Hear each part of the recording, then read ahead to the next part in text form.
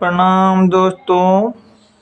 दोस्तों, आज हम बात करेंगे दोस्तों, क्या हम व्यक्तियों को अच्छे कर्म करना चाहिए तो हमें उसका अच्छा परिणाम मिलता है दोस्तों, और हम बुरे कर्म करेंगे तो हमें उसका बुरा परिणाम मिलता है। कर्मों का ये विधान बना हुआ है, प्रकृति का भी नियम है ये, कि आप जिसको जो दोगे आप उसी को वापस पाओगे। तो कबीर साहब कहते हैं दोस्तों, हम आए इस जग में हम रोए जग हंसे, ऐसी करनी कर चलो हम हंसे जग रोए। तो दोस्तों, जब बच्चा पैदा होता है तो वो रोता है, वो कुछ नहीं समझता और बाहर अपन लोग खुशियाँ मनाने लगते हैं। कोई चाचा बन गया, कोई पापा बन गया, कोई माई बन गया, कोई फूफा बन गया, कोई बुआ बन गया, लेकिन उस जीव तो रो रहा है, उसको पता ही नहीं कि वो कहाँ आ गया। वो परम पिता परमात्मा के दर्शन हो रहे थे, वो तो अब उसको हो ही नहीं रहे। और वो कहते हैं, जब इस जग से हम अच्छे कर्म अच्छी करके जाते हैं तो व्यक्ति वो जाता तो हंसते हंसते है, लेकिन उसके पीछे जो जीव लगे रहते हैं, जो भक्त लगे रहते हैं, वो बहुत रोते हैं कि अब ऐसा इंसान कहाँ से मिलेगा जो हमें जीवन के मार्गदर्शन देता था। ऐसे संत महात्मा दोस्तों इस धरती से विदा होते हैं, जाते हैं, तो उनके लिए कितने भक्त वगैरह रोते हैं। केवल उनने कर्म महान किए, इसीलिए तो महान है दोस्तों। तो इसके लिए रामायण में भी लिखा है, कर्म प्रधान विश्व रच राखा, जो जस कहि सो तस फल चाखा। आप जो कर्म करोगे दोस्तों, आपको वो भोगने पड़ेंगे। आप अच्छा करोगे तो अच्छा मिलेगा, बुरा कर्म करोगे तो बुरा मिलेगा। तो दोस्तों, आज के कलयुगी इंसान ऐसे हैं दोस्तों, कर्म करने के लिए तो होशियार हो जाते हैं, गलत काम करते हैं, और जब उन्हें भोगने की बारी आती है तो फिर रोते रहते हैं कि हमारे साथ ऐसा क्यों हुआ, हमारे साथ वैसा क्यों हुआ। अरे इसका जिम्मेदार कोई भगवान कोई नहीं है, इसके जिम्मेदार आप स्वयं हो। आपने अपने जीवन में कोई अच्छे कर्म नहीं किए, कभी भगवान का भजन नहीं किया, आपके पास भगवान के लिए समय नहीं था, और जब आप पे बुरा समय आया, आपको कुछ संकट आया, तो आप भगवान को याद करने लगे। इसके लिए कबीर साहब कहते हैं कि बुरे टाइम में प्रभु को स्मरण करता है, उसे प्रभु भी समझ जाते हैं कि स्वार्थवश ये मुझे याद कर रहा है।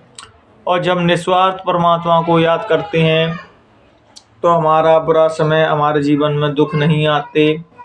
तो सुख का दोस्तों मूल मंत्र यही है कि आप अपने जीवन में भगवान की भक्ति करें, उस खुदा की इबादत करें।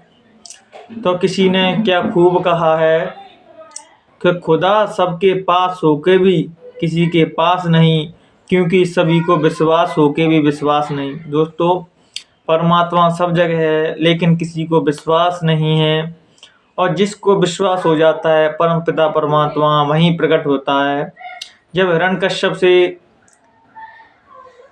ने प्रहलाद जी से पूछा गया, क्या तेरे भगवान इस खम्भे में ही हैं? तो प्रहलाद ने बड़े विश्वास भाव से कह दिया, हाँ पिताजी, इस खम्भे में भी मेरे विष्णु भगवान हैं। तो दोस्तों, खम्भे में थे या नहीं थे इस पर बात नहीं करेंगे, लेकिन जहाँ भक्त का विश्वास हो गया परमात्मा को, वहीं से प्रकट होना पड़ता है। तो कहा भी गई है, विश्वास फलदायकम, जो विश्वास होता है परम पिता वहीं प्रकट होते हैं, और जहाँ विश्वास नहीं है, केवल ढोंग पाखंड है, वहाँ भगवान कभी नहीं आते। इसलिए तो किसी ने खूब कहा कि संत ना देखें बाहर का हाल, संत देखें अंतर का हाल। संत सद्गुरु हमेशा अपने अंदर के भाव देखते हैं। वो जाति मजहब पैसा अमीरी गरीबी गोरे काले कुछ भी भेदभाव नहीं करते, वो अंतर का भाव देखते हैं कि भक्त का अंतर का भाव कैसा है, अंतर से भक्त कैसा है। जब अंतर से जीव निर्मल होता है और उसकी साधना सच्ची है दोस्तों, तो परम पिता परमात्मा उसको जरूर दर्शन देते हैं और उसकी कदम कदम पर संभाल करते हैं। अगर हमारी भक्ति में लालच है, ढोंग है, पाखंड है, तो हम परम पिता परमात्मा से बहुत दूर रहते हैं। इसलिए तो जब उसकी इबादत बंदगी करो दोस्तों, तो पूरी सच्चाई के साथ, पूरी लगन के साथ, पूरे भावों के साथ, पूरे मन के साथ करना चाहिए। जैसे जब हम अधूरे मन से भगवान की भक्ति करते हैं या ज़बरदस्ती करते हैं या किसी संकट के कारण करते हैं तो भक्ति नहीं कहलाती दोस्तों। जो मन से करे और जो किसी लालच से ना करे दोस्तों, वही तो भक्ति है। क्या फल कारण सेवा करे, करे ना मन से काम। अगर फल के कारण सेवा कर रहे हो, भजन कर रहे हो दोस्तों, तो आप भजन नहीं कर रहे, आपको फल चाहिए इसलिए आप भजन कर रहे हो। जब कोई निस्वार्थ भाव से परमपिता परमात्मा का भजन करता है दोस्तों, तो उस पर परमपिता परमात्मा की असीम कृपा होती है और वो इस भव सागर से उस मालिक के धाम में पहुंच जाता है, जिसे हम परमपिता परमात्मा कहते हैं। मुसलमान उसको खुदा कहते हैं, ईसाई उसको गॉड कहते हैं और हमारे सिख भाई उसको सतगुरु ओमकार कहते हैं। तो सब दोस्तों एक ही है। जब एक उससे जुड़ जाते हैं दोस्तों, तो उस संत के कोई भी मजहब, कोई भी धर्म नहीं रहता। वो सबों से प्रेम करते हैं। जिस प्रकार परमपिता परमात्मा सबसे प्रेम करता है, वैसे ही हमारे पीर और मुर्शिद संत सतगुरु भी सबसे प्रेम करते हैं और सबको जीवन का सच्चा आनंद बताते हैं। कि सच्चा आनंद ये नहीं जिसमें आप फंस रहे हो। सच्चा आनंद तो प्रभु की इबादत करना, भगवान की भजन करना है दोस्तों। और तो दोस्तों सभी नशा यहीं छूट जाएंगे, लेकिन जिसको परमपिता परमात्मा का नशा हो जाता है एक बार, वो दोस्तों मरते वक्त नहीं उतरता। मरने के बाद भी वो रंग नहीं उतरता उसके ऊपर से। और संसार के रंग है दोस्तों, आज है कल उतर जाएंगे, लेकिन जिसको एक बार भगवान का रंग चढ़ गया, उसकी मस्ती चढ़ गई, फिर वो कभी नहीं उतरती। तो किसी ने खूब कहा है कि जाम पर जाम पीने से क्या फायदा, रात को पी सुबह तक उतर जाएगी। तेरी नजरों से पी है खुदा की कसम, उम्र सारी नशे में उतर जाएगी। तो कहने का भाव सूफी संत कहते हैं दोस्तों, जो आज के मानव, वो कहते हैं सूफी संत, हे मानव तुम जो नशा पत्ते कर रहे हो, दारू पी रहे हो, जो तो रात को पीते हैं और सुबह उतर जाती है। एक बार आपको अपने पीरो मुर्शिद, अपने गुरु का, उस परम पिता परमात्मा का नशा हो गया दोस्तों, तो फिर जिंदगी भर नहीं उतरता। और ये बाहर के नशा हैं, दारू शराब पीना, इसमें गांजे पीते हैं लोग बाग, तो वो रात को पीते हैं, सुबह तक उतर जाता है। जब हम उस मालिक की भक्ति का नशा चढ़ता है दोस्तों, तो मरते दम तक नहीं उतरता और जीव इस भव सागर से पार हो जाता है और इस जन्म मरण की पीड़ा से बच जाता है, पुनर्जन्म पुनर्मरणम से बच जाता है और वो अपने मूल स्वरूप, अपने आत्म तत्व को पहचान लेता है दोस्तों, जो कभी नहीं मरता। और फिर वो इस धरती पे जन्म मरण से परे हो जाते हैं और उनका दोबारा जन्म नहीं होता। हम सभी का जीवन का दोस्तों उद्देश्य यही है कि इस मानव देह में आए हैं दोस्तों।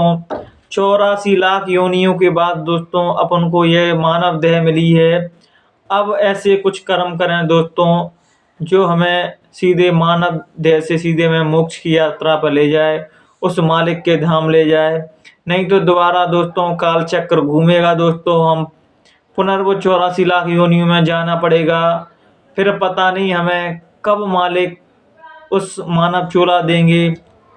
इस बार अगर अपन को मनुष्य जन्म मिला है दोस्तों, तो अपन बहुत सौभाग्यशाली समझें अपने आप को और भगवान का स्मरण करके दोस्तों इस आगमन की पीड़ा से मुक्त होके उस मालिक के धाम पहुंच जाएं, जिसके लिए हमें ये जन्म मिला है। अगर इस बार भी आप चूक गए दोस्तों, तो फिर आपको 84 लाख योनियों में जाना पड़ेगा। तरह तरह की यातनाएं दोस्तों सहनी पड़ेंगी। माँ की पीड़ा बताने में वर्णन नहीं की जा सकती कि आपको जीव को कैसी कैसी यातनाएं दी जाती हैं। तो आप कोशिश करें दोस्तों इसी जन्म में आप उस मालिक से मिल पाएँ और अपने मानव जीवन को कृतज्ञ करें, धन्यवाद करें कि हमने इस मानव देह को पाया है। तो हम भगवान का भजन करके इस जन्म मरण की पीड़ा से परे होके अपने जीवन को सुधारें और जीवन का मूल उद्देश्य समझें कि मेरा जीवन का उद्देश्य क्या है। जब हम इन चीज़ों को समझने लगते हैं दोस्तों, तो व्यर्थ की चीज़ें खुद ही दिखाई देने लगती हैं दोस्तों, कि सब व्यर्थ की चीज़ें हैं, क्षणिक भंगुर हैं, फिर बाद के बाद ये सब चली जाएंगी। जब ऐसे प्रश्न उठने लगते हैं हमारे अंतःकरण में दोस्तों, तो हमारे जीवन में परमात्मा का उदय होता है। परमपिता परमात्मा का हमारे अंदर विचार स्मरण प्रकट होने लगता है। तो आज अपने विचारों को यहीं विराम देते हुए दोस्तों, अगर मुझसे कहने सुनने में कोई भी गलती हुई दोस्तों, तो अपना छोटा भाई समझ के मुझे माफ़ कर देना। प्रणाम दोस्तों।